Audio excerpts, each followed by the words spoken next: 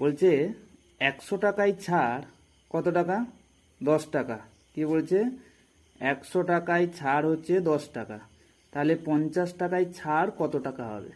অর্থাৎ একটা জিনিস কিনেছো 100 টাকা দিয়ে। কত টাকা দিয়ে? 100 টাকা দিয়ে একটা জিনিস কিনেছো। এই 100 টাকায় তোমাকে ছাড় দিয়েছে, 10 টাকা ছাড় দিয়েছে। তাহলে তুমি যদি 50 টাকা দিয়ে একটা জিনিস কিনো, তাহলে তোমাকে কত টাকা ছাড় দেবে? তাহলে কি করবে? আমরা লিখবো কি, যে 100 টাকায়, কি লিখবে? 100 টাকায় ছাড়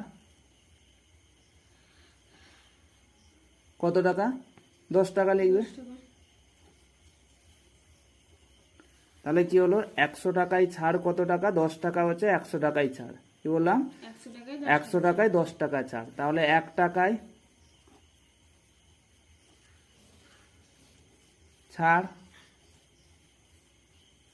10/100 টাকা হয়েছে। 50 টাকায় ছাড় কত হবে? 50 টাকায় ছাড় কত হবে?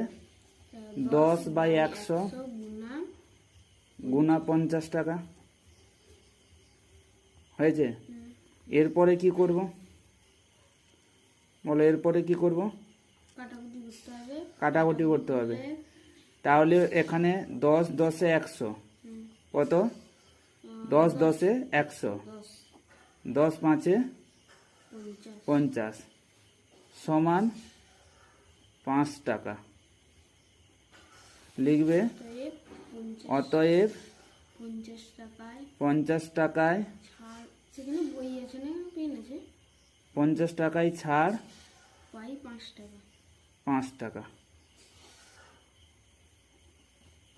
বুঝতে পেরেছ? এটা হচ্ছে উত্তর। বুঝতে পেরেছ? হ্যাঁ কি না?